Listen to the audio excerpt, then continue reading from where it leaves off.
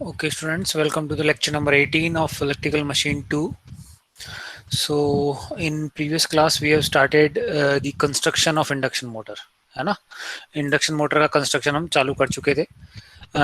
Basically हमने जो construction देखा था वो हम देखा था कि भाई जो मेन पार्ट्स हैं एक इंडक्शन मोटर के वो दो हैं.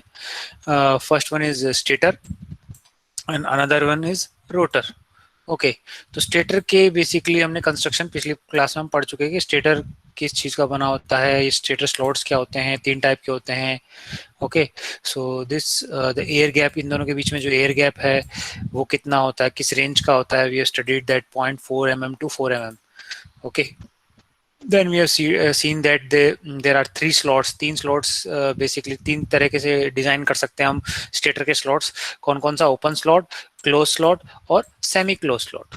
कौन सी एप्लीकेशंस है, कौन कहाँ यूज आता है, ये हम देख चुके हैं पिछली क्लास के अंदर.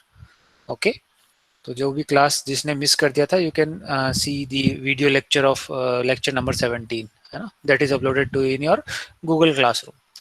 Okay so today we will be studying the construction of rotor. Okay rotor का जो कंस्ट्रक्शन है वो हम पढ़ेंगे. तो मेजरली जो इंडक्शन मोटर है, इंडक्शन मोटर के जो रोटर हैं वो दो टाइप के होते हैं. One is squirrel cage rotor, another is wound rotor और स्लिप रिंग रोटर. ठीक है, एक ही नाम है. कई बुक्स के अंदर इसको वाउंड रोटर कहा गया है या फिर स्लिप रिंग रोटर भी कहा है. So there are two types of rotor, squirrel cage rotor और वाउंड रोटर और slip ring rotor. Okay I will be using more common slip ring rotor. Okay, now first one we will be studying the construction of squirrel cage rotor. Squirrel cage, cage आप जानते हो पिंजरा होता है. ठीक है, squirrel मतलब गिलेरी, गिलेरी का जो पिंजरा होता है उसके आकार की तरह होता है, इसलिए इसका नाम पड़ गया स्क्वेरल केज रोटर. देखो ये आपको दिख रहा होगा, see this is squirrel cage only. ठीक है ना, ये बार्स हैं और अंदर खाली है तो स्क्वेरल केज की तरह है. ठीक है, अगर ये तो साइड व्यू हुआ इसका. ठीक है, अगर मैं इसको टॉप व्यू देखूं, अगर ऊपर से देखूं तो मुझे ये दिखेंगे. ठीक है, ये मेरे, इसमें स्लॉटिंग नहीं होती. ठीक है, इसमें स्लॉट नहीं, कि हम वाइंडिंग जैसे स्टेटर के अंदर वाइंडिंग करते थे वैसे हम इसके अंदर वाइंडिंग नहीं कर रहे. वाइंडिंग इसमें हम करते ही नहीं है. परमानेंट कॉपर के बार्स और एल्यूमिनियम के बार्स लगा देते हैं वाइंडिंग की जगह परमानेंटली. ठीक है, वाउंड कर देते हैं, वाउंड किया है मतलब बनाए देते हैं. ये जो दिख रहा है आपको, दिस वन, ये जो ये बार्स है, या फिर इसको मैं थोड़ा सा ये देखूं, ये दिख रहा है आपको, ये ब्लैक कलर का, these are copper bars only.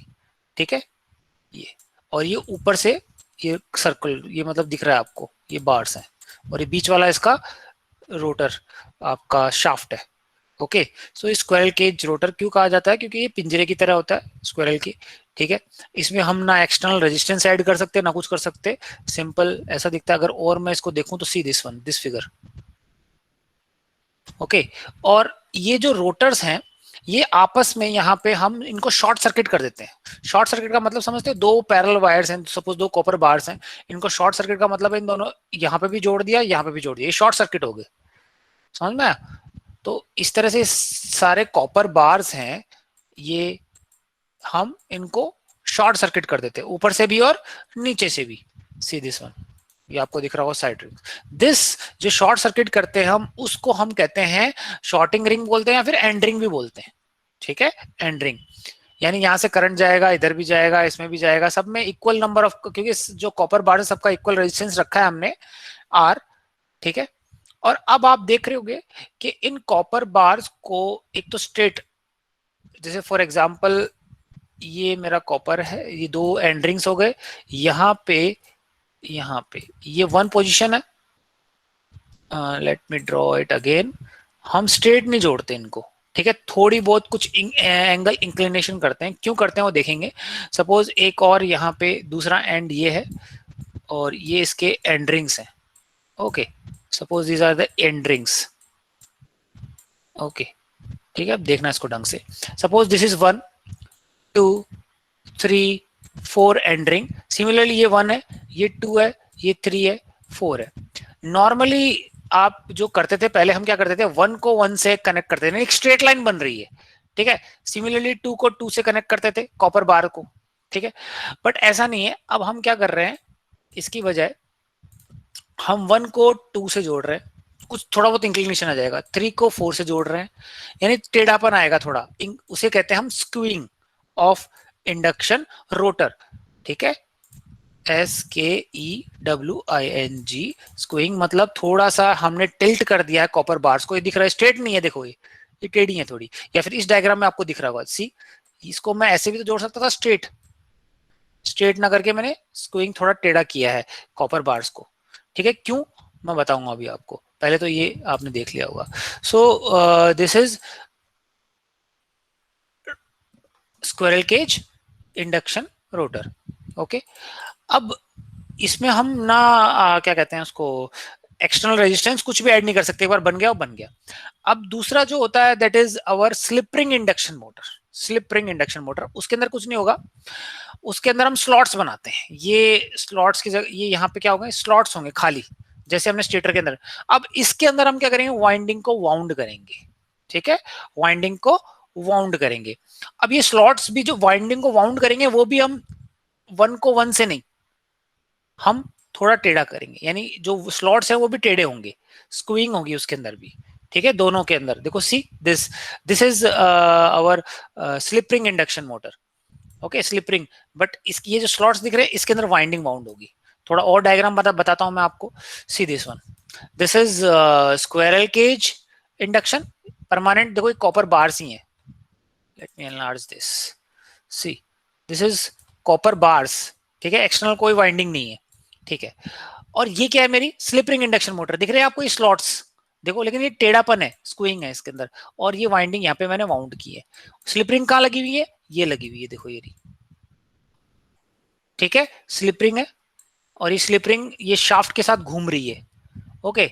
और ये क्या लगे हुए हैं यहाँ पे छोटे छोटे, ये दीज आर ब्रशेस, और ये एक्सटर्नल सप्लाई जहां पे हम एक्सटर्नल रेजिस्टेंस ऐड कर सकते हैं, सी दिस वन, ये मेरी एक और डायग्राम वाउंड रोटर का या फिर स्लिप रिंग इंडक्शन मोटर का, ये क्या है मेरे यहाँ पे वाइंडिंग्स है, और ये वाइंडिंग्स सारे किस में कनेक्टेड है, हमेशा याद रखना, जो वाइंडिंग है वो स्लिप रिंग रोटर के अंदर हमेशा स्टार कनेक्टेड रहेगी, किसके अंदर रहेगी, स्टार, डेल्टा में नहीं, क्यों वो देखेंगे हम, ठीक है।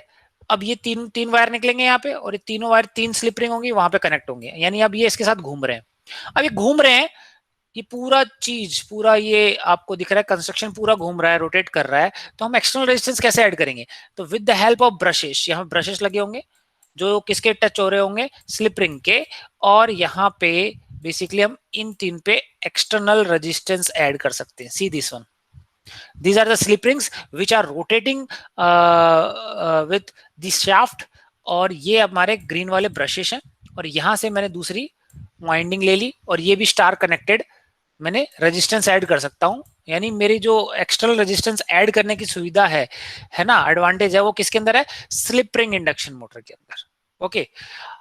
अब अगर कोई कहे कि भी ये जो वाइंडिंग है, ये वाली जो वाइंडिंग है, ये आपने डेल्टा में क्यों कनेक्ट नहीं कर सकते, क्यों, क्योंकि आपने डेल्टा कनेक्शन देखे होंगे, दिस इज माई डेल्टा,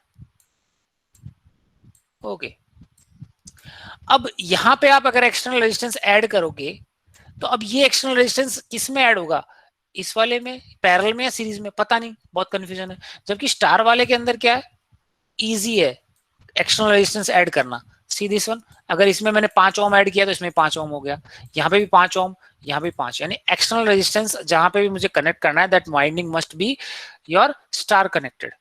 ये आप ट्रांसफॉर्मर में पढ़ चुके हो कि what are the advantages of star connection और डेल्टा कनेक्शन, ठीक है, मोटा मोटा, और डायग्राम देख लेते हैं टू एनलार्ज करके, this is my squirrel cage, see copper bar, but ये टेढ़ापन है, स्क्यूइंग है, क्यों हम देखेंगे, ओके। और ये अपनी slip ring induction motor, C this is slip, जहां पे ब्रशेस लगे होते हैं, और हम एक्सटर्नल रेजिस्टेंस आराम से ऐड कर सकते हैं, these are the windings, they are also, the slots are also skewed, okay. तो ये पता चल गया, चलो, तो हम स्क्विरल केज, थोड़ा आपको आइडिया लग गया कि what is squirrel cage induction rotor और स्लिप रिंग इंडक्शन रोटर क्या होता है। अब इन दोनों की एडवांटेज, एग्जाम में difference between squirrel cage induction rotor और स्लिप रिंग इंडक्शन मोटर बहुत पूछा जाता है, तो पता होना चाहिए आपको, ठीक है। चलो, तो सबसे पहले हम बात करते हैं स्क्विरल केज रोटर की, ये मैं बता चुका हूं, ये अपना टॉप व्यू है, एक स्क्विरल केज इंडक्शन रोटर के अंदर कॉपर बार्स लगे होते हैं, दीज आर ऑफ कॉपर और एल्यूमिनियम बार्स, ठीक है। और ये जो बीच का जो मटेरियल है that is rotor core, that is made up of silicon steel lamination, silicon steel laminations. Okay, ये आप देख चुके हो, ट्रांसफार्मर का कोर था वो भी किससे बना होता है, सिलिकॉन स्टील का, पूरा नहीं, इकट्ठा नहीं बना होता, स्टैक्स होती हैं, है ना। धीरे धीरे आपकी जो है वहां पे स्टैक्स लगी होती हैं कि एक स्टैक थिन फिल्म की, फिर दूसरी, फिर तीसरी, और फिर इन तीनों के बीच में आपके लेमिनेशन, लेमिनेटेड कोर, इंसुलेटर लगा के, क्यों, एडी करंट को रिड्यूस करने के लिए, और फिर एक पूरा एक कोर बनता है स्टैक। ओके, वही चीज हम यहाँ पे यूज करें to reduce the eddy currents and hysteresis losses, ये आप पढ़ चुके हो। एंड रिंग्स, ठीक है, ये आपस में इंटरकनेक्टेड हैं यहाँ से। ओके, शॉर्ट सर्किट कर दिया मैंने इनको, है ना। Highly conductivity force copper, copper की होती है ये रिंग, ठीक है, और ये बीच में आपका शाफ्ट है। So this is the top view और this is our side view. देखो ये यहाँ पे भी है दूसरा, नीचे यहाँ पे कहीं होगा स्लॉट, तो इसको मैंने ऐसे कनेक्ट नहीं किया है, देखो ये स्ट्रेट लाइन नहीं, टेढ़ा कनेक्ट किया है, स्क्यूड किया है, क्यों, मैं आपको बताऊंगा अभी, ठीक है। सो अभी अगर आप समझो तो एक फिनोमिना होता है जिसको हम डिटेल में पढ़ेंगे, that is called cogging and crawling. Cogging and crawling, cogging का मतलब होता है अटकना, ओके, अगर हिंदी में बात करें तो, और क्रॉलिंग का मतलब होता है रेंगना, धीरे धीरे मोटर चल रही है। ओके, तो हमने क्या पाया, जब इन्होंने पहली बार इंडक्शन मोटर बनाई थी और स्ट्रेट जो कंडक्टर्स बनाए थे, सपोज स्ट्रेट लगाए थे, तब उनको क्या हुआ, एक तो मोटर को मैग्नेटिक लॉकिंग हो जाती, कॉगिंग का मतलब होता है लॉक लग जाना, कॉगिंग यानी जाम, यानी सपोज फॉर एग्जांपल कई बार पंखा आपका जाम खा जाता है, अगर मैं बात करूं कूलर चला रहे हो, कई बार फॉर एग्जांपल रस्टिंग की वजह से जाम लग जाता है, तो आप क्या करते हो, पंखे की जो बेसिकली ब्लेड्स हैं उसको एक तरफ पुश करते हो, थोड़ा सा स्टॉप, क्योंकि वो मैग्नेटिक लॉकिंग हो गई, मैग्नेटिक, वो इधर मूव करे या उधर मूव करे, एक लॉकिंग हो गई, तो उसको उसको हम कहते हैं कॉगिंग, है ना। We will be studying that in detail, don't worry, but अभी तो ये समझो। तो जब ये कंडक्टर स्ट्रेट थे तब ये पाया गया कि मैग्नेटिक लॉकिंग हो जाती थी। दूसरा क्रॉलिंग, मोटर को चालू करने के लिए धीरे धीरे, बहुत धीरे धीरे धीरे, कई बार जैसे 1 की स्पीड पे आप पंखा चालू करते हो तो धीरे धीरे धीरे चालू करके वो अपनी स्पीड को अटेन करता है, दैट इज कॉल्ड क्रॉलिंग, यानी motor is running at 1/7 of its full load speed, full speed. Okay, that is crawling. तो ये पाया गया कौन सी के अंदर, जब कंस्ट्रक्शन हमने स्ट्रेट वाला किया विदाउट स्क्वीड। तो इसको रिमूव करने की, या फिर इसको, इन दोनों चीजों को, फिनोमेना को हटाने के लिए we need to do the construction of which type, skewed type, यानी थोड़ा सा एक एंगल इंक्लिनेशन देके हम रोटर कॉपर बार्स को या वाइंडिंग्स को हम यहाँ पे पुट आउट करेंगे। ओके, कैसे क्या होगा उसकी वजह से मैं आपको बताऊंगा अभी, ठीक है। So to improve the average flux density, ठीक है, और ये कॉपर बार्स है। अब देखो, अब देखते हैं रेजिस्टेंस की बात करते हैं। सपोज हर एक copper, suppose there are N copper bars, suppose ये कितने हैं आपके, 1 2 3 4 5 6 7 8 9 10 11 12 13, ठीक है, 13 कंडक्टर्स हैं सपोज यहाँ पे, है ना। तो इनको मैंने कह दिया there, suppose there are N number of conductors, okay, copper bars. Suppose the resistance of one copper bar is R, is R, okay, is R, ठीक है। तो मुझे बताओ the overall resistance of this squirrel cage rotor will be NR। देखो अब मुझे बताओ, 13R। एक मिनट, अभी एक और एग्जांपल आप बताओ, ये एक मिनट, ये एक वायर है, ओके, ये एक वायर है, ओके, ठीक है। अभी इसका रेजिस्टेंस आर है, इसका भी रेजिस्टेंस आर है, इन दोनों को मैंने आपस में कनेक्ट किया है क्या, नहीं किया अभी, नो सर। ठीक है। अब मैंने कनेक्ट कर दिया है, यानी शॉर्ट सर्किट का मतलब क्या होता है, इन दोनों के ऊपर वाले टर्मिनल को जोड़ दूं और नीचे वाले को जोड़ दूं, ठीक है। अब मुझे बताओ इसका नेट रेजिस्टेंस क्या होगा, बता सकता कोई, R/2। R/2, क्यों, क्योंकि किस में कनेक्टेड है, पैरेलल में। अगर मैंने एक और जोड़ दिया यहाँ पे जिसका रेजिस्टेंस R हो गया, तो कितना होगा बताओ, R/3। R/3, good. तो अब मुझे बताओ इन सारे कंडक्टर्स को मैंने शॉर्ट सर्किट कर रखा है ऊपर, यानी किस में कनेक्टेड है, पैरेलल में या सीरीज में, पैरेलल में। पैरेलल में। So what will be the resistance, अगर अगर एक का R है तो अगर total R/N। R/N, very good, see, so the effective resistance will be R/N, मतलब स्क्वायर केज रोटर का जो रेजिस्टेंस होता है वो क्या हो जाता है, ऑटोमेटिकली बहुत कम हो जाता है, ठीक है। And where N is number of conductors connected in parallel, वो पैरेलल में कैसे कनेक्टेड हुआ, क्योंकि मैंने शॉर्ट सर्किट कर दिया, okay. So these end rings are also called as short circuit rings. As all the bars are connected in parallel, net resistance will be decreasing, ठीक है, net resistance will be decreased. अब हम आगे जब मैं आपको वर्किंग और बताऊंगा डिटेल के अंदर, तो बेसिकली मैं आपको एक और चीज बताऊंगा। मुझे पहले ये बताओ, आपने ट्रांसफॉर्मर पढ़ा है, ठीक है, ट्रांसफॉर्मर का कोर पढ़ा है, ठीक है। ट्रांसफॉर्मर के अंदर आप क्या करते थे, ये जो आपका इसका कोर है, this it is made up of silicon steel, ठीक है। तो आप क्या करते थे, एक इसको इकट्ठा कर, एक तो पूरा एक बॉडी को एक साथ ले लो, या फिर आप यूं करते थे कि थिन फिल्म इसको बीच में से काट दिया। अगर मैं कहूं कि ये एक ऐसे है, ठीक है, तो एक पूरा इकट्ठा मास ले लो, एल लेंथ का ले लिया आपने, और ये आपकी विड्थ हो गई डब्ल्यू, ठीक है। सपोज एक मैं बात कर रहा हूं कोर का, ठीक है। एक तो ये है कि पूरा आपने ये ले लिया, दूसरा ये है, या फिर आप छोटे छोटे थिन फिल्म के लेमिनेशंस ले लो, थिन फिल्म को ले लो, उनको लेमिनेट करके आपस में स्टैक करके जोड़ दो, कितने, एल लेंथ के, ओके, ऐसे, और वो बन गया, उतना ही बनेगा, लेंथ एल का, विड्थ का, ठीक है। तो कौन सा प्रेफर करते हो आप, ए टाइप कंस्ट्रक्शन और बी टाइप? बी टाइप करते, क्यों करते थे? रेसिस्टेंस कम हो एडी करंट और हिस्टैरिसीस लॉस कम हो वेरी गुड, एडी करंट और हिस्टैरिसीस लॉसेस, क्योंकि एडी करंट अगर आपको याद है, एडी करंट क्या कहते थे कि क्लोज लूप बनता था, है ना, वो बॉडी में ही, तो उसकी वजह से जो ट्रांसफॉर्मर की जो बॉडी है या कोर है वो अपने आप को हीटअप करने लग जाता था, है ना। और हिस्टैरिसीस लॉसेस क्या, that is called eddy current losses, जो अनवांटेड थे, सर्कुलर करंट्स बॉडी में मूव करने लग जाते थे, तो उसको रिड्यूस करने के लिए आप क्या करते थे, फिल्म के टुकड़ों को जोड़ते थे एक साथ और एल लेंथ तक जोड़ते जाते थे, ठीक है।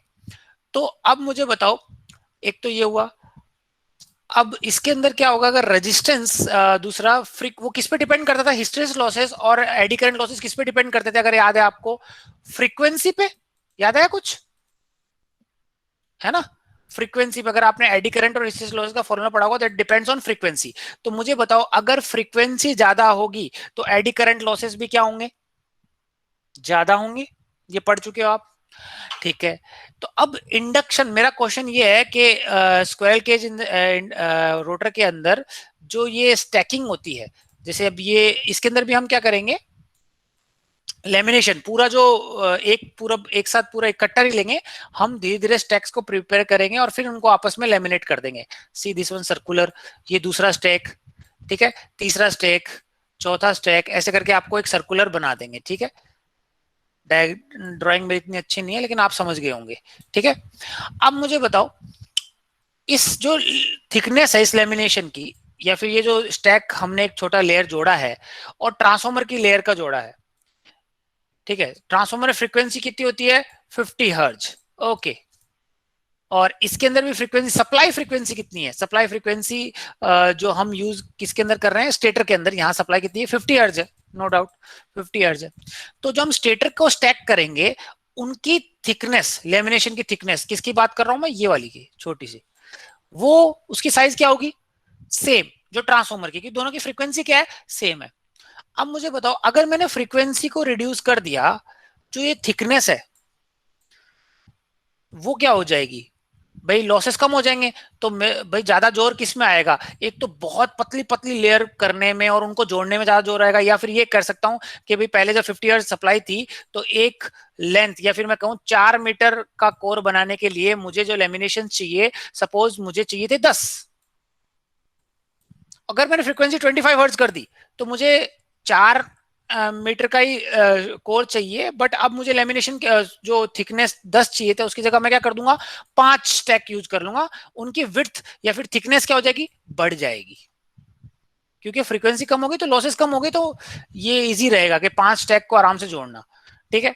तो मैं यही कहना चाह रहा हूं कि थिकनेस जो हम यहाँ पे यूज कर रहे हैं रोटर के अंदर, स्टेटर के अंदर नहीं बात कर रहा हूं मैं, रोटर के अंदर वो बढ़ जाती है, आराम से बढ़ी हुई यूज कर सकते हो। क्यों, क्योंकि यहाँ पे frequency of rotor is very less. कैसे, मैं अभी वर्किंग बताऊंगा आपको कि अभी आपने, मैं थोड़ी बहुत वर्किंग बता चुका हूं वैसे तो, यहाँ पे हमने frequency the f, that is 50 hertz. इस रोटर के अंदर जो फ्रीक्वेंसी पहुंची that is nothing but s times of f, s times of f। What is s? Slip. Okay, in next class I will be defining what is slip. मैं वैसे बता चुका हूं, slip is nothing but the difference between speed in rotor and rotor speed and synchronous speed of magnetic field. This is ns minus nr। Slip की जो value होती है वो होती है 1 to 4% या 5% मानो। स्लिप की वैल्यू क्या है? बहुत कम है। और फ्रीक्वेंसी क्या है? 50 हर्ज है। तो इसका 1% या 2% या 4% कितना होगा? 2 हर्ज। ठीक है, 1 हर्ज। यानी फ्रीक्वेंसी कितनी आपने सप्लाई तो 50 हर्ज फ्रीक्वेंसी दी, बट रोटर के पास कितनी फ्रीक्वेंसी मिल रही है? बहुत कम। अगर फ्रीक्वेंसी कम मिल रही है तो मेरा एडी करंट लॉसेस भी क्या होंगे? कम। तो मुझे जो स्टैक्स, जो थिक लेमिनेशन की जो थिकनेस है वो क्या है? कम लगाने की जरूरत नहीं है, ज्यादा लगा सकता हूं, उससे काम चल सकता है मेरा। ठीक है, डिजाइन सिंपल हो जाएगी, ये बताना चाह रहा हूं मैं आपको। ठीक है, this point is written in this. The frequency of rotor at running condition is very less. कितनी? s times of f। कैसे आया हम डिराइव करेंगे, don't worry. So therefore the thickness of lamination required increases compared to stator। Stator भी बोल सकते हो transformer, क्योंकि स्टेटर में तो जो थिकनेस है वो उतनी रहेगी क्योंकि फ्रीक्वेंसी कितनी है? f, that is 50 hertz. और रोटर में थिकनेस बढ़ सकती है, कोई दिक्कत नहीं। समझ में आया पॉइंट? ओके, सो नेक्स्ट एक और। अब आप जब स्टेटर को डिजाइन करोगे तो स्टेटर को नंबर ऑफ पोल्स जो वाइंडिंग्स है उस इस तरह से डिजाइन करोगे कि भी आप जितने नंबर ऑफ पोल्स की डिजाइन करना चाहते हो उसके अकॉर्डिंग आप वाइंडिंग को रीअरेंज कर सकते हो। मैं स्टेटर को 6 पोल्स के लिए भी डिजाइन कर सकता हूँ, 8 पोल के लिए भी डिजाइन कर सकता हूँ, 4 पोल के लिए भी डिजाइन कर सकता हूँ। ठीक है, अब उसको तो डिजाइन कर दिया। अब क्या होता है, अगर आपने स्टेटर को 4 पोल के लिए डिजाइन किया है तो रोटर को भी कितने पोल के लिए डिजाइन होना चाहिए? 4 के लिए। ठीक है, डिफरेंट नहीं होना चाहिए, हार्मोनिक्स आएंगे नहीं तो। ठीक है, तो स्क्विरल केज इंडक्शन रोटर के साथ ये सुविधा है कि यहाँ पे इसमें सोचने की जरूरत नहीं है, ये अपने आप, क्योंकि सारे क्या है, कोई वाइंडिंग तो लगाई मैंने नहीं, मैंने डायरेक्टली कॉपर बार या एल्यूमिनियम बार लगा दिया, उनको शॉर्ट सर्किट कर दिया। तो वो जितने नंबर ऑफ पोल स्टेटर में होंगे उसके अकॉर्डिंग वो अपने आप करंट फ्लो करवाएगा और अपने आप नंबर ऑफ पोल्स मैच कर लेगा अपने आप ऑटोमेटिकली, क्योंकि हम इसमें एक्सटर्नल कुछ ऐड ही नहीं कर रहे, ना वाइंडिंग ऐड कर रहे। So squirrel cage induction rotor के साथ ये सुविधा है, as the rotor need not be wound for definite number of poles, है ना, and phases, as number of stator poles will automatically induce in rotor by any means of induction. ठीक है, क्योंकि इसके अंदर करंट फ्लो करेगा किसकी वजह से? स्टेटर के मैग्नेटिक फ्लक्स की वजह से। तो जितने नंबर ऑफ मैग्नेटिक फ्लक्स होगी उसके अकॉर्डिंग नंबर ऑफ पोल्स होंगे, उसके अकॉर्डिंग ये अपने आप नंबर ऑफ पोल्स बना लेगा, आराम से इंड्यूस कर लेगा। ये सुविधा है इसके पास। तो हमें इसमें नंबर ऑफ पोल्स डिसाइड करने की जरूरत नहीं है रोटर साइड। ये नहीं कि भाई इसमें अगर चार नंबर ऑफ पोल जो वाइंडिंग ऐसे वाउंड करी है कि भाई 4 नंबर ऑफ पोल्स बने तो यहाँ पे भी 4 बने, ऐसा जरूरी नहीं है। ओके, ये ध्यान रखना, ये इसका एडवांटेज है। दूसरा, अब मुझे बताओ, है आपने ओवरहैंग का नाम सुना है? ओके, ओवरहैंग, है ना। तो ओवरहैंग बेसिकली यहाँ पे स्क्विरल केज इंडक्शन रोटर के अंदर की बात कर रहा हूं, रहेंगे या नहीं, ये बताओ।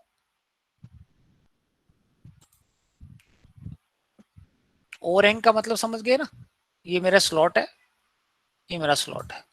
ओके, यहां से मैंने वाउंड किया है, फिर ये वाउंड हुआ। ठीक है, एक और स्लॉट है, यहां पे मैंने वाउंड किया, ये है। तो इसमें ओवरहैंग कौन सा हुआ? ये ऊपर वाला, दिस इज कॉल्ड ओवरहैंग और इनएक्टिव पाथ।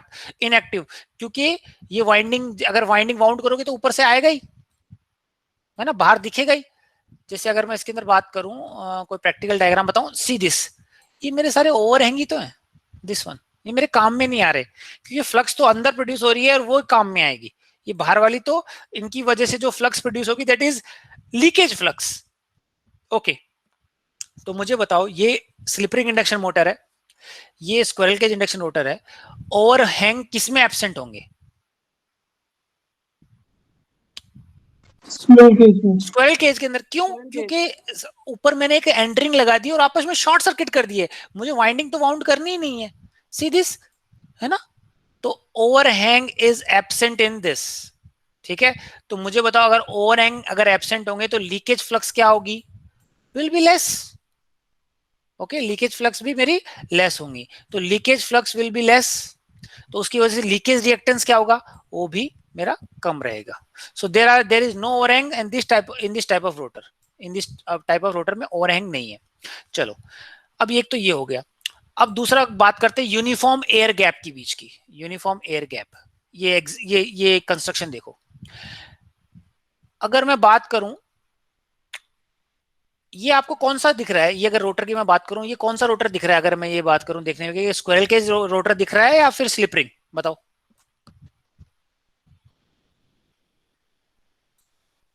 बताओ भाई, ये वाला रोटर, ये अगर आपको दिख रहा है तो ये स्लिप रिंग रोटर दिख रहा है या फिर स्क्वायरल केज? बताओ, anyone? Slip ring. Slip ring ही है, क्योंकि इसमें नंबर ऑफ स्लॉट्स दे रखे हैं। देखो ये स्लॉट्स हैं, जबकि स्क्वायरल केज के अंदर स्लॉट्स होते ही नहीं है। वहां तो हमने डायरेक्ट उनको परमानेंटली बंद कर दिया है, ठीक है? तो मुझे बताओ, यहाँ पे एयर गैप दिख रहा है, इसके नीचे एयर गैप और इसके नीचे एयर गैप कितना आ गया? ज्यादा आ गया, ठीक है? और स्क्वायरल केज के अंदर मैंने इसको बंद कर दिया, सर्कुलर हो गया, प्योर सर्कुलर हो गया, पूरा वाउंडेड, ठीक है ना? और इसके अंदर ही मैंने क्या कर दिया? कॉपर बार्स लगा दिए हैं। तो मुझे बताओ, जो एयर गैप है वो क्या होगा? किसके अंदर कम रहेगा, स्क्वायरल केज के अंदर या स्लिप रिंग के अंदर? Squirrel cage. नहीं नहीं, एयर गैप। देखो यहाँ पे आप देख रहे हो, ये स्लॉट है यहाँ पे, ठीक है? और ये स्टेटर का स्लॉट्स है, ये दिख रहा है। तो इन दोनों के बीच में एयर गैप दिखा आपने? ये रहा। देखो, दो एक डायग्राम बनाता हूं मैं, रुको तब आपको समझ में आएगा। ये मेरा स्टेटर है और थोड़ा बड़ा करता हूं मैं इसको, ये मेरा स्क्वायरल केज रोटर है, ठीक है? और इसके स्लॉट्स ये रहे, ठीक है? और दूसरा डायग्राम लेता हूं मैं, ओके। ये जो एयर गैप है, ये तो मैंने सेम ही लिया है सपोज, है ना? ये 1 mm है दोनों के बीच में, ये 1 mm है और ये भी 1 mm है। तो अब जब ये गोल घूमेगा तो कई बार, और ये मेरा गैप हो गया 2 mm, तो मुझे बताओ, यहाँ पे 1 mm 2 mm 1 mm 2 mm ये चलता रहेगा, और यहाँ पे फिक्स क्या है? 1 mm। तो एयर गैप किसके अंदर कम हुआ? Average air gap 1 mm। इस वाले के अंदर। ये कौन सा रोटर है? ये वाला, दिस वन? Slip ring. नहीं, स्क्वायरल केज। आप कंफ्यूज क्यों जाते हो? Squirrel cage, this is my squirrel cage. Squirrel cage में क्या होता है मैंने आपको बताया अभी। स्क्वायरल केज के अंदर हम बेसिकली क्या कर रहे हैं, दिस वन, ये रहा। देखो यहाँ पे कोई गड्ढा दिख रहा है आपको? कोई स्लॉट्स ही नहीं है, दिख रहा है आपको? दिस वन, या फिर और डायग्राम बताऊं मैं इसके अंदर, सी दिस वन, ये प्योर सर्कुलर है स्क्वायरल केज, और इसके अंदर ये कॉपर बार्स है ना? तो बाहर तो एंड रिंग्स है, यानी स्मूथ है। तो यहाँ पे मैंने जो डायग्राम बनाया है आपके लिए, see this one, this is squirrel cage and this is slip ring induction motor, जिसके अंदर हमको वाइंडिंग वाउंड करनी है, यहाँ पे यहाँ पे यहाँ पे। तो मैं ये कहना चाह रहा हूं कि एयर गैप किस में कम रहेगा? अब बताओ, अब तो समझ गए होंगे, स्क्वायरल केज के अंदर, ठीक है? और यूनिफॉर्म एयर गैप किस में रहेगा? Uniform air gap squirrel cage में। तो स्क्वायरल केज दोनों वेज में बेटर है। एक तो बेसिकली एयर गैप कम रहेगा और एक यूनिफॉर्म रहेगा। तो जो हार्मोनिक्स है, हार्मोनिक्स ज्यादा किस में पैदा होंगे, किस में जनरेट होगा? ये बताओ। Slip ring. Slip ring. Slip ring में। वेरी गुड, चलो आप धीरे धीरे अभी समझ में आ रहा है, ठीक है? अब मुझे बताओ, हमने रिलेक्टेंस, रिलेक्टेंस का अपने फॉर्मूला पढ़ा है, ठीक है? L is equal to mu naught A, ये सुना है। अगर एयर गैप ज्यादा होगा, एयर गैप ज्यादा होगा, या फिर मैं कहूं एयर गैप कम है यहाँ पे, तो एयर गैप कम किसके अंदर है? स्क्वायरल केज के अंदर। तो रिलेक्टेंस क्या होगा वो बताओ? रिलेक्टेंस समझ चुके हो कि reluctance is nothing but basically magnetic path को रोकता है, ठीक है? रेजिस्टेंस टू मैग्नेटिक फ्लक्स, ये हम तो अगर एयर गैप कम होगा। ज्यादा, एयर गैप कम है सॉरी यहाँ पे, तो रिलेक्टेंस भी क्या होगा, कम। ये कम पिछली होगा। क्लास, हाँ पिछली क्लास में हम देख चुके हैं। तो रिलेक्टेंस हमारा कम होगा किसके अंदर, स्क्वायरल केज के अंदर। तो सी, ये हमने फॉर्मूला पढ़ा था, phi is nothing but N I upon R, और आई क्या है, मेरा मैग्नेटाइजिंग करंट। तो फ्लक्स तो मुझे क्या चाहिए, कांस्टेंट चाहिए, ठीक है, फ्लक्स क्या चाहिए मेरे को, कांस्टेंट चाहिए। तो अगर रिलेक्टेंस कम हुआ है, रिलेक्टेंस कम हुआ है, तो मैग्नेटाइजिंग करंट भी क्या होगा, कम होगा, ठीक है। सो आप क्या चाहते हो, मैग्नेटाइजिंग, आप चाहते हो कि जो मेरी फ्लक्स जनरेट हो वो कम करंट पे जनरेट हो जाए, ये तो चाहते हो। तो for same amount of flux और constant flux, the magnetizing current required, ठीक है, to generate the constant flux is less in squirrel cage induction motor. समझ में आया। तो अब आपने पिछली क्लास में मैंने आपको बताया था, पावर फैक्टर का भी रोल बताया था। यहाँ पे देखो, सी दिस, अगर magnetising current, this is my magnetising current, transformer में पड़ा हुआ है मैग्नेटाइजिंग करंट और वर्किंग कंपोनेंट, ठीक है। तो मैग्नेटाइजिंग करंट अगर ये मेरा कम हुआ, तो ये पावर फैक्टर एंगल भी क्या हो जाएगा, कम हो जाएगा। तो पावर फैक्टर क्या होता है, कॉस फाई। अगर फाई मेरा कम हुआ, तो कॉस फाई, फाई क्या होगा, ओवरऑल कम रहेगा, है ना। एक मिनट सफाई करना, 15 मिनट बाद में आना, क्लास चल रही है। Okay, so cos phi naught power factor will be, मेरा कॉस फाई नॉट मेरा कम होगा, तो कॉस ऑफ फाई नॉट यानी पावर फैक्टर वो क्या हो जाएगा, इंप्रूव हो जाएगा। तो पावर फैक्टर भी मेरा स्क्वायरल केज रोटर के अंदर क्या होता है, अच्छा होता है, ठीक है। सो अगर अब मैं कहूं कि no load power factor improves, no load power factor is improved, अभी कोई लोड नहीं लगा रखा, तो स्टार्टिंग में मैग्नेटाइजिंग करंट मेरे को कम चाहिए, उसकी वजह से मेरा पावर फैक्टर क्या हो जाएगा, इंप्रूव हो जाएगा, ठीक है। दूसरा, ये हम डिराइव करेंगे, maximum torque in an induction motor is inversely proportional to the leakage reactance. ये don't worry, we will be deriving that. And ये तो maximum torque हुआ, starting torque is proportional to resistance, ठीक है। ये दोनों चीजें हम डिराइव करेंगे, डोंट वरी। अब मुझे बताओ, leakage reactance induction squirrel cage induction rotor के अंदर क्या है, कम है या ज्यादा है, कम है। तो कम है तो मैक्सिमम टॉर्क क्या मिलेगी मुझे, ज्यादा मिलेगी, अच्छी बात है, ठीक है। दूसरा, रेजिस्टेंस, यहां पे इसका रेजिस्टेंस क्या है, ओवरऑल रेजिस्टेंस क्या हुआ, कम हुआ, ओवरऑल रेजिस्टेंस कम हुआ, तो स्टार्टिंग टॉर्क क्या हुई मेरी, पुअर, कम हुई, ठीक है। तो अब हम इसको बेसिकली समराइज करने वाला हूं मैं, कि भाई जो स्क्वायर केज रोटर है उसका जो रनिंग कैरेक्टरिस्टिक्स है, यानी मोटर जब अपने लोड पे फुल हो जाए, जैसे पंखा आपका स्टार्टिंग, रनिंग का मतलब क्या बात कर रहा हूं मैं, जब अपनी ओरिजिनल जो स्पीड है उस पर रोटेट करने लग जाए, ठीक है, और एक होती है स्टार्टिंग स्पीड। तो जब रनिंग कंडीशन पे बहुत अच्छी बिहेव कर रही, कौन सी है मेरी, स्क्वायरल केज इंडक्शन मोटर, ठीक है। So squirrel cage induction motor has excellent running characteristics such as क्या, मैक्सिमम टॉर्क ज्यादा है, इन और मैग्नेटाइजिंग करंट जो मुझे कम चाहिए, सप्लाई से कम ले रहा है क्योंकि रिलेक्टेंस इसकी कम है, और पावर फैक्टर जो नो लोड पावर फैक्टर है वो भी क्या है, अच्छा है। But it has poor starting characteristics such as, जो स्टार्टिंग टॉर्क है ना, स्टार्टिंग टॉर्क वो क्या बेसिकली क्या है, बहुत पुअर है, स्टार्टिंग टॉर्क मेरी क्या है, वो पुअर है। और दूसरा, स्टार्टिंग जो करंट है, स्टार्टिंग करंट वो भी क्या है आपका, ज्यादा है, क्योंकि रेजिस्टेंस कम है ना। तो squirrel cage rotor basically has advantage, क्या एडवांटेज है, रनिंग कैरेक्टरिस्टिक, जब रनिंग फुल स्पीड में रन कर रही है तब बहुत अच्छा से जो उसका कैरेक्टरिस्टिक है वो बहुत अच्छा है, ठीक है। अब हम कंपेयर करते हैं भाई वाउंड रोटर से, ओके। उससे पहले स्क्यूइंग क्या होती है वो देखते हैं, ठीक है। Skewing of rotor slots in both squirrel cage and wound rotor, दोनों में स्क्यूइंग होगी, ठीक है। उससे चलो स्क्यूइंग बाद में देखते हैं, पहले मैं वाउंड रोटर पे आता हूँ। This wound rotor, wound rotor में कुछ नहीं है, वाइंड नंबर ऑफ स्लॉट्स होंगे, सी ये स्लॉट्स होंगे यहाँ पे, और वहां पे हम क्या करेंगे, वाइंडिंग को वाउंड करेंगे। तो एक तो नुकसान ये हो गया, मैंने आपको बताया था कि स्क्वायरल केज के अंदर जो नंबर ऑफ पोल्स है वो डिसाइड करने की, रोटर साइड में डिसाइड करने की कोई दिक्कत नहीं, जितने नंबर ऑफ पोल्स आप स्टेटर साइड में रखोगे उतने अकॉर्डिंग वो क्योंकि सारी शॉर्ट सर्किटेड है इसलिए अपने आप अरेंज हो जाएंगी। बट ऐसा नहीं है किसके अंदर, स्लिप रिंग के अंदर। तो स्लिप रिंग के अंदर आपको वाउंड करने पड़ेंगे। अगर आपने 4 पोल की मशीन ली है स्टेटर साइड, तो 4 ऐसी वाइंडिंग वाउंड करनी पड़ेगी कि 4 पोल ही बन जाएं, किससे, रोटर की वाइंडिंग से। ठीक है, तो ये एक तो एक्स्ट्रा केयर ध्यान रखना पड़ेगा। So the rotor must be wound for same number of pole as the stator, as it cannot respond to stator poles automatically, जो कि स्क्विरल केज में रोटेट कर दे। हाँ, नंबर ऑफ फेज की जरूरत नहीं है। Rotor number of phase need not be equal to stator number of phases.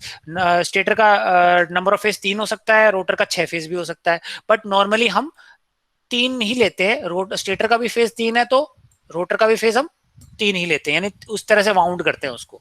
ठीक है, बट अगर 6 भी ले ले तो उसमें कोई दिक्कत नहीं होगी।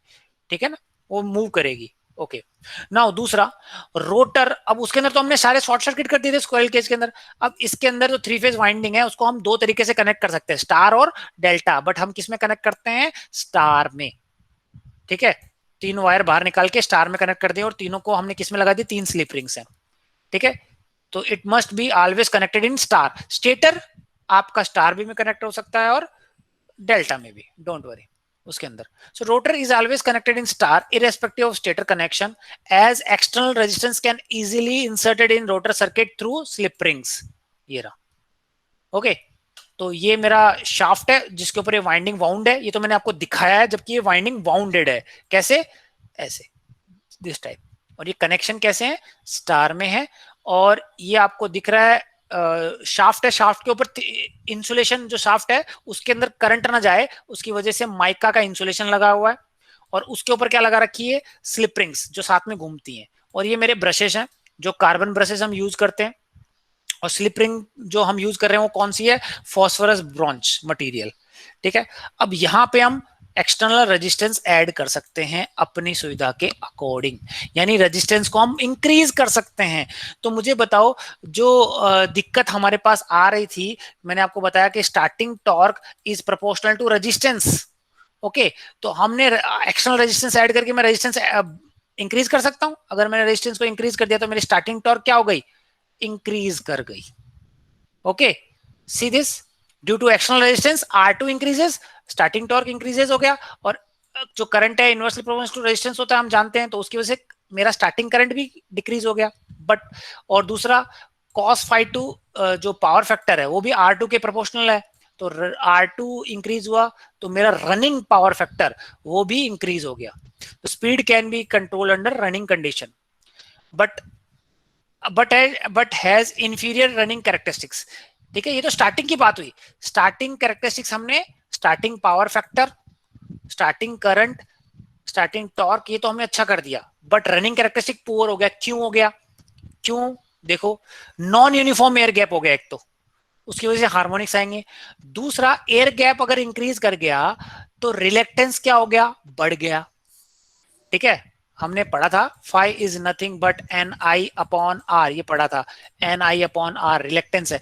तो रिलेक्टेंस बढ़ गया तो ये मैग्नेटाइजिंग करंट भी क्या होगा, बढ़ेगा, है ना। मैग्नेटाइजिंग करंट भी बढ़ेगा, तो मैग्नेटाइजिंग करंट भी मतलब पावर फैक्टर जो होगा, नो लोड पावर फैक्टर होगा, या फिर फुल रनिंग कंडीशन के power running characteristic running power factor होगा, वो पुअर होगा। सीधी सी बात है, हमने देखा था।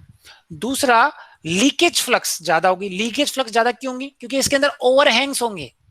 तो ओवरहैंग्स की वजह से लीकेज फ्लक्स ज्यादा होगी, जो कि एब्सेंट थे किसके अंदर, स्क्विरल केज के अंदर। तो लीकेज फ्लक्स ज्यादा होगी तो लीकेज रिएक्टेंस भी ज्यादा होगा, due to more air gap and winding overhang. तो जो मैक्सिमम टॉर्क थी वो किस पे डिपेंड कर रही थी, लीकेज रिएक्टेंस के इनवर्सली प्रोपोर्शनल पे। तो लीकेज रिएक्टेंस बढ़ गया तो मैक्सिमम टॉर्क भी क्या हो गई, घट गई।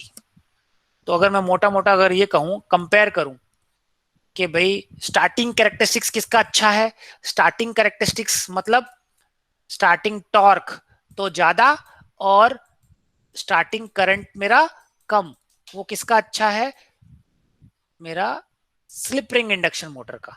ठीक है, और रनिंग कैरेक्टरिस्टिक जब मेरी फुल स्पीड में मोटर चल गई तब वो किसका अच्छा है, स्क्विरल केज का, क्योंकि मैक्सिमम टॉर्क भी ज्यादा है उस टाइम, इसका पावर फैक्टर भी, रनिंग पावर फैक्टर भी मेरा अच्छा है ना।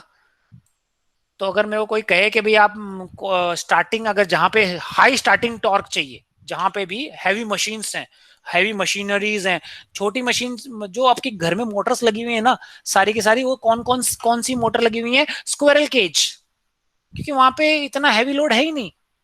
ओके, हैवी कोई नहीं, लेकिन इंडस्ट्रीज में बहुत अबाउ 5 किलो 5 HP 6 HP की ज्यादा मोटर के वहां पे सपोज उसके अंदर भी हम स्क्वायरल केज ही लेते हैं। 90% में जो हम ले रहे हैं वो कौन सी ले रहे हैं, स्क्वायरल केज। जहां पे 10% जहां पे मुझे स्टार्टिंग टॉर्क ज्यादा चाहिए, वहां पे हम क्या यूज करते हैं, स्लिप रिंग। कैसे हम उसको स्टार्टिंग टॉर्क को बढ़ा सकते हैं, क्योंकि स्लिप रिंग में मेरे पास एक एडवांटेज है, हम एक्सटर्नल रेजिस्टेंस ऐड कर सकते हैं उसके अंदर हम ऐड कर सकते हैं। ओके, तो ये समझ में आया कि भाई slip ring induction motor has good starting characteristics while squirrel cage induction has good running characteristics. ये ठीक है, तो डिफरेंस हम आप लिख सकते हो। अब स्क्यूइंग क्या होती है, देखो अगर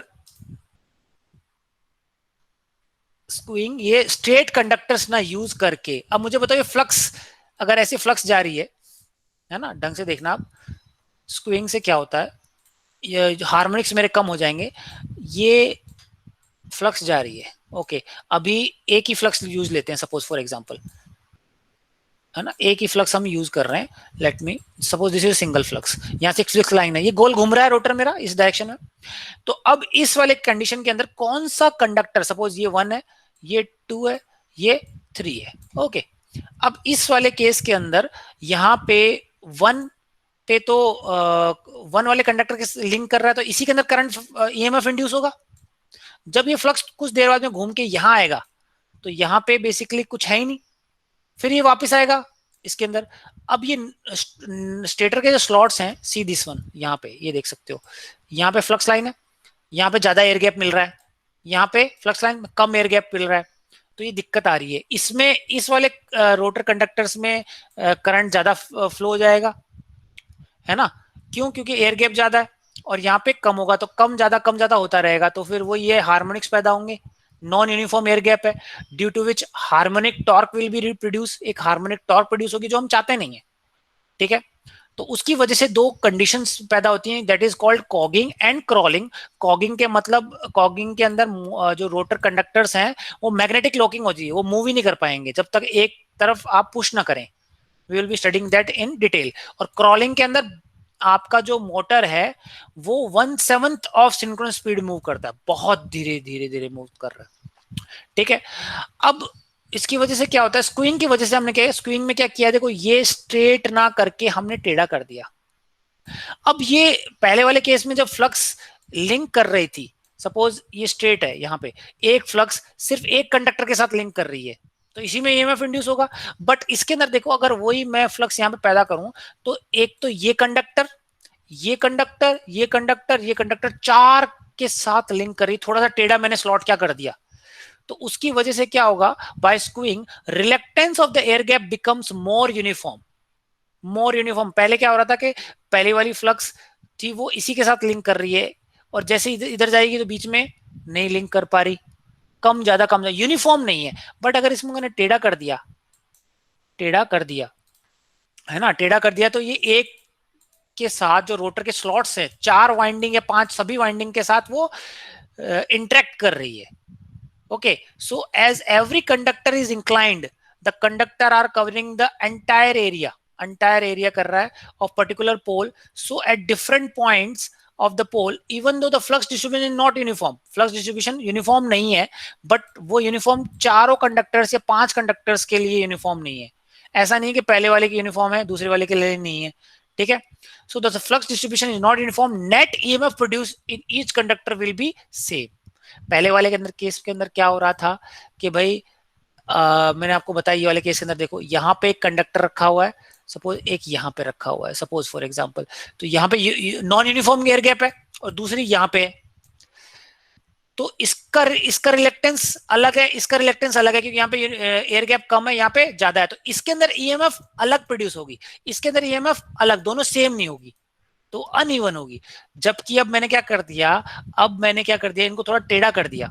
टेढ़ा करने की वजह से जो एक फ्लक्स लाइंस है वो एक स्लॉट्स को इकट्ठ नहीं कर रही, वो 4 स्लॉट को, सपोज ये देखो कितने को कर रही है, 1 2 3 4 5 को कर रही है, तो इन पांचों के अंदर इंड्यूस ईएमएफ क्या होगी, सेम होगी, तो उसकी वजह से हार्मोनिक्स मेरे कम प्रोड्यूस होंगे और ये दो फिनोमिना भी रिड्यूस हो जाएगी। ठीक है, कॉगिंग का मतलब अटक जाती है अपनी मोटर, मैग्नेटिक लॉकिंग हो जाती है, मूव नहीं कर पाती।